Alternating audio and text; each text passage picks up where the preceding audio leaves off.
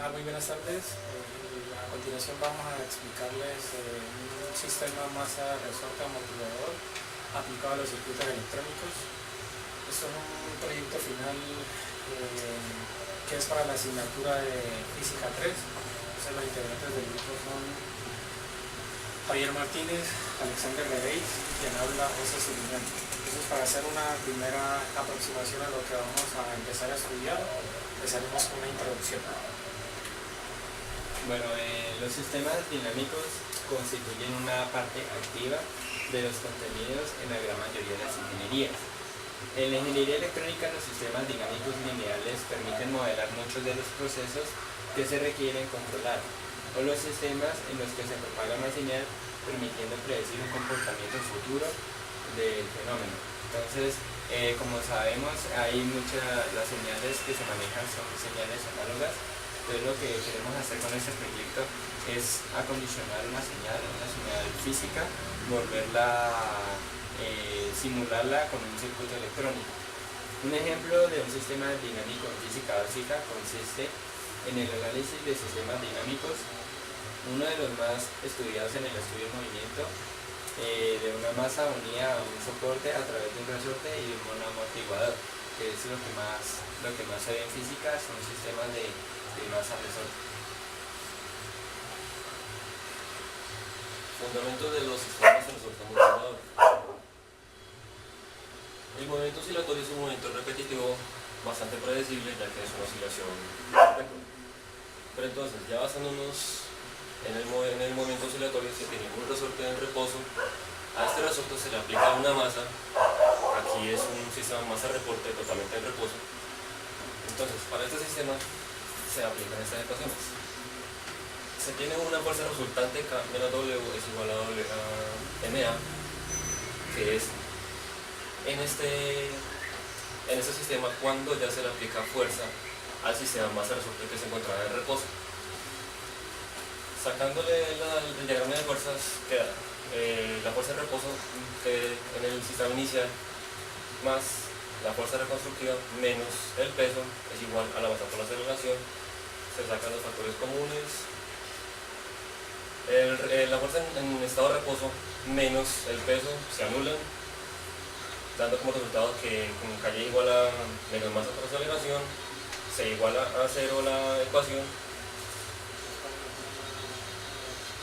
Se sabe de que la aceleración es la segunda derivada de la posición con respecto al tiempo, y ya para anular esta masa y se deja en una ecuación totalmente homogénea, queda deriva cuadrada de posición sobre deriva cuadrada de tiempo más una constante multiplicada por la distancia.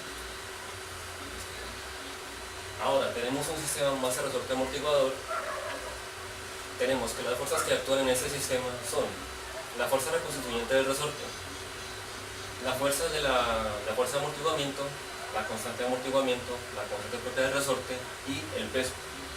La fuerza reconstituyente propia de este lado es la constante del resorte por la distancia que hay de aquí a aquí. La fuerza de la constante de amortiguamiento, que es esta, viene dada por la constante de amortiguamiento por la velocidad. Ahora, modelando este sistema, se tiene que la constante de amortiguamiento del resorte por su distancia menos la coeficiente de amortiguamiento por la velocidad es igual a la masa por la aceleración.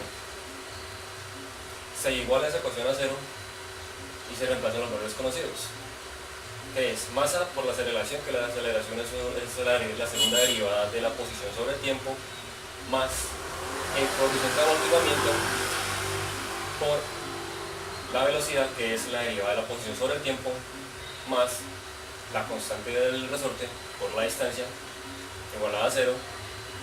Se anulan los coeficientes iniciales, entonces queda la segunda derivada de la posición más una constante, que es el coeficiente de amortiguamiento sobre la masa, por la derivada de la posición sobre el tiempo, que es velocidad, más otra constante, que es la constante propia del resorte sobre la masa por la distancia. Esto ya es una ecuación diferencial homogénea de segundo orden. Ahora, para solucionar esta ecuación se aplica el polinomio característico, el cual va a explicar mi compañero.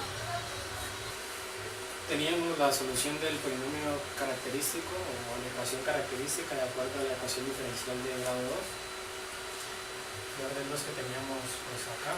Y de acuerdo a esto, ahora sí lo llevamos como la solución no nos permite resolverlo de manera algebraica, hallar las raíces directamente, entonces tenemos que hacer uso de la fórmula general, o ecuación general, la cual está denotada por menos b más o menos la raíz cuadrada de a al cuadrado menos 4ac, entonces donde nuestro b sería el coeficiente que acompaña a la variable que está de grado 0, pues de grado 1, entonces sería b sobre m, entonces aquí lo tenemos, menos b sobre m más porque tenemos dos raíces, pues las separamos. Nuestro coeficiente del b pues ya lo tenemos nuevamente aquí, que es b al cuadrado menos 4 sería por a, pero el coeficiente de a es 1, entonces 4 solo. Y el coeficiente independiente sería k sobre m, y acá lo tenemos, que este sería nuestro c. Y como la fórmula dice que es 2 por a, 2 por 1, pues nos da obviamente 2. Ahora, ¿qué es lo que debemos tener en cuenta? Vamos acá en nuestro siguiente, se tiene en cuenta el discriminante, entonces dependiendo de los valores que tome el discriminante, así mismo va a ser su respuesta, la respuesta al sistema. Entonces si el discriminante es mayor que 0, pues nos vamos aquí, dice que el sistema es un sistema sobreamortiguado y la solución va a estar dada por, es decir, tiene raíces distintas y la solución va a estar dada por una constante c por e a la lambda, pues, que es el valor que nos da de la respuesta del coeficiente por el tiempo, más un lambda 2, que es el segundo coeficiente que nos entrega por el tiempo nuevamente, porque todo es con respecto al tiempo. Ahora, si este discriminante es igual a 0, es decir, no existe, y solamente nos quedaría la constante b sobre m, pues sería el sistema críticamente amortiguado y las raíces serían iguales, entonces el mismo lambda multiplicado por el t. Y para el siguiente sería cuando las raíces son menores que 0, el discriminante nos da menor que 0, entonces ya sería una solución compleja, pues tendríamos que es de este tipo, donde el lambda 1 hace parte de la parte real, más un jb que sería la parte imaginaria. Y el 2 sería también, es decir, si este es más, el 2 sería con menos, pues para la parte imaginaria. Entonces nuestra solución estaría por e a la alfa t, por la constante 1 y la constante 2, que son las que tenemos, por el coseno de bt más el seno de bt, haciendo como aludiendo a que esta sería nuestra primera raíz y esa sería la segunda raíz del discriminante. Entonces, si sobre el sistema actúa una fuerza externa después de iniciar el movimiento, el sistema se denomina movimiento amortiguado de respuesta forzada. Entonces, ya no lo estamos igualando a 0 para resolver la ecuación homogénea, sino que aquí ya tenemos una ecuación, una solución particular, porque ya le estamos aplicando una fuerza externa. Entonces, esta solución está dada por la solución homogénea descrita pues, anteriormente, y la solución particular depende de la fuerza externa. Entonces, nuestra solución del circuito ya no sería solamente la solución homogénea, que es la que determinamos, sino que también a esa debemos sumarle la solución en particular, que es cuando se le aplica pues la fuerza externa. Entonces, para este sistema ya colocamos, para este ejemplo, colocamos unos valores, entonces, que son los que vamos a analizar. Tenemos que la masa es de 8 kilogramos, la constante de elasticidad del resorte de 20 newtons sobre segundo, el coeficiente de fricción que es de 2 newtons sobre metro. Entonces, al reemplazar esos datos en la ecuación que teníamos inicialmente, es decir, en la homogénea, tenemos que nos queda 1 sobre 1 cuarto. ¿Por qué 1 sobre 1 cuarto? Porque tenemos que este sería el 2 de la b sobre m, pero como m es 8 kilogramos, entonces al simplificar pues nos quedaría 1 sobre 4. Y el término independiente nos quedaría 5 medios, porque es que tenemos que la k vale 20 y sobre la masa, que es de 8, entonces al simplificarlo pues nos quedaría 5 medios.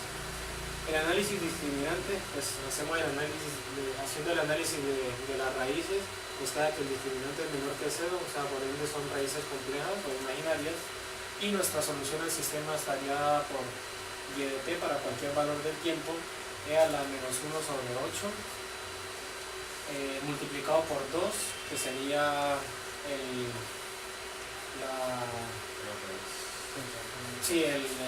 una de las raíces, pues la constante de elasticidad, por el coseno de 1.57, que sería la frecuencia angular, ¿no? Más el seno, pues como tenemos dos raíces, entonces coseno por un lado y por el otro lado seno que alienta las dos raíces.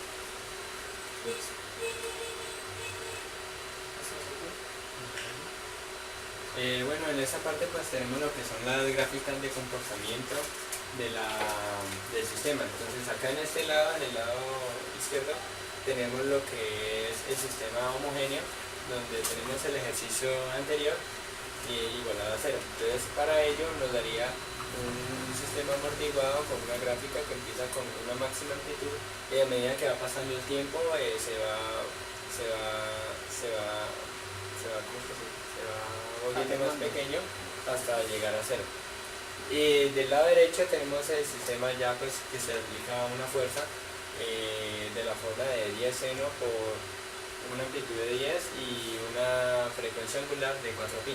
Entonces para eso tenemos que ya la onda que teníamos anteriormente, la señal, se le van a agregar unos componentes acá en toda la onda, que esto va a ser en sí el movimiento forzado. Bueno, ya en esta parte, pues ya que teníamos las soluciones descritas a la ecuación diferencial de segundo orden, vamos a simular el efecto del masa resorte utilizando circuitos operacionales. Entonces para ello vamos a decir que nuestra posición o nuestra y va a ser igual a un y1. Tenemos pues que también la velocidad, que es la derivada de la posición con respecto al tiempo, va a ser un y'. Tenemos también que un y2 va a ser igual a la aceleración, que es la segunda derivada de la posición con respecto al tiempo.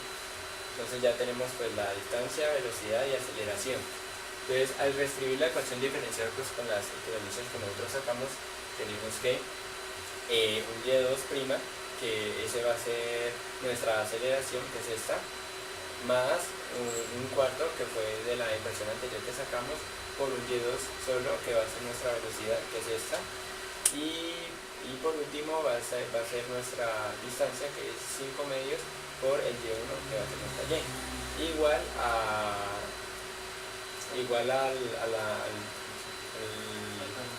al coeficiente forzado. Entonces tenemos que y2 va a ser igual al forzado menos un cuarto de y2 menos 5 medios por y1.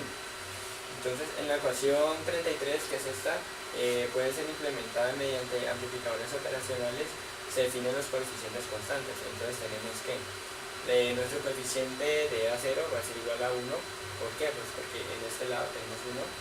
A1 va a ser igual a 0, que va a ser el que está acá afuera, porque nuestra ecuación va a estar igual a 0. Nuestro B0, que va a ser este, va a ser menos un cuarto, que es este. Y nuestro B1, que va a ser igual a menos 5 medios, que es este. Entonces reorganizando, ahora lo que tenemos que hacer es calcular la sumatoria de coeficientes positivos, de igual forma para los coeficientes negativos. Entonces pues tenemos que los coeficientes positivos sería A0 y A1. Entonces pues la suma de 1 más 0 nos va a dar igual a 1. Y para los coeficientes negativos, que son menos un cuarto y menos 5 medios, nos va a dar 11 cuartos. Ya luego pues utilizamos unos parámetros para el diseño de circuitos con operacionales. Tenemos la siguiente tabla. Tenemos un R0, otro R0', un RJ, un RJ' y un RF. Entonces aquí tenemos pues las soluciones que nos habían dado, que si era menor que 0, mayor que 0 o igual a 0. Entonces para este caso, como nos dio que la solución era menor que 0, entonces vamos a utilizar esta segunda línea. Entonces donde nuestro AT va a ser igual a A menos B menos 1, La resistencia R0 pues va a ser la resistencia antiestrés entre voltaje y tierra. Nuestra resistencia R0' va a ser la resistencia antiestrés entre el voltaje negativo y tierra. Tenemos la resistencia RF, que es la estimación de la resistencia por la cual ingresarán los voltajes correspondientes a los coeficientes positivos. Aquí va a ser, si nosotros nuestra señal va a ser forzada o no, o va a ser homogénea. Entonces aquí es donde vamos a meter nuestra señal. Tenemos un RF' que va a ser la resistencia por la cual ingresarán voltajes correspondientes a los coeficientes negativos.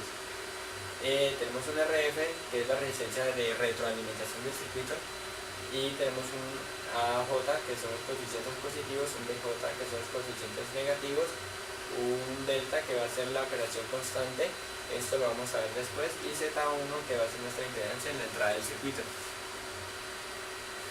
Entonces, ya teniendo aquí el circuito, entonces tenemos que calculando AT sería A menos B menos 1, que esto sería igual a quién, A1 menos B, menos A, que va a ser nuestros coeficientes negativos, que habíamos dicho que nos daba 11 cuartos, menos B, que habíamos dicho que nos daba 1, entonces menos 1, y eso sería igual a menos 11 cuartos, esto nos da menor que 0. Entonces, como ya sabemos que es menor que 0, lo que habíamos dicho antes, vamos a usar la tabla 2. Entonces vamos a hallar las diferentes resistencias R0, R0', RJ, RJ', RF y nuestro delta.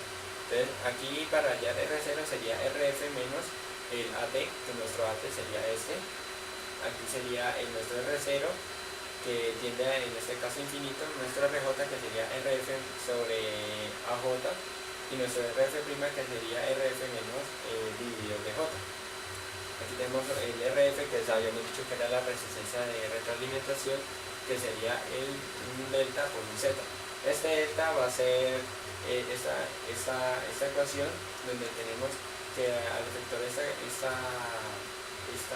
ecuación nos va a dar el valor de delta para poder hallar RF. Entonces aquí pues ya lo tenemos con todas las tablas de valores, donde nuestro delta va a ser igual a 15 cuartos, nuestro RF va a ser de 75 kiloohmios, nuestro R0, que va a ser 27 kiloohmios, nuestro RF, que va a ser de 75 kiloohmios, nuestro RY1, que va a ser 30 kiloohmios, y nuestro RY2, que va a ser 300 kiloohmios.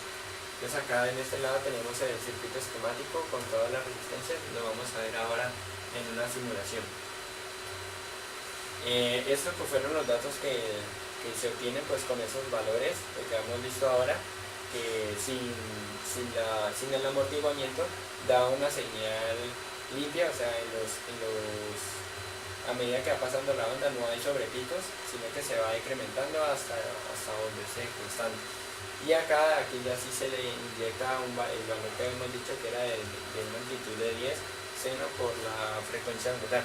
Aquí en este lado entonces vamos a ver que si hay unos sobrepicos que van a ser los que describen nuestro movimiento forzado. Aquí pues ya tenemos lo que es el montaje del circuito, en el osciloscopio, la señal limpia y la señal con el circuito con la fuerza externa, usando pues los amplificadores operacionales TL084. Entonces ahora a continuación vamos a ver la simulación del proyecto. Bueno, ya en esta parte vamos a ver lo que es la simulación de nuestro proyecto utilizando los circuitos operacionales con los valores hallados anteriormente. Entonces, como primera medida vamos a ponerlo con una amplitud de 2 voltios y vamos a ver cómo el sistema empieza con una amplitud máxima y a medida de que va pasando el tiempo esa amplitud va decrementando y la señal se va volviendo de forma constante. Ahora lo que vamos a hacer es mostrar el segundo ejemplo, que tenía la señal con unos sobrepicos en la onda, que era una señal de 10 de amplitud y con una frecuencia de 4pi. Como podemos observar aquí en esta parte, vemos como la señal empieza con un valor máximo y se empieza a incrementar y aparecen sobrepicos en toda la señal. Esto es debido al sistema del forzado de la señal sinusoidal que estamos colocando, y vemos como a medida que va pasando el tiempo esa señal se va volviendo de forma constante.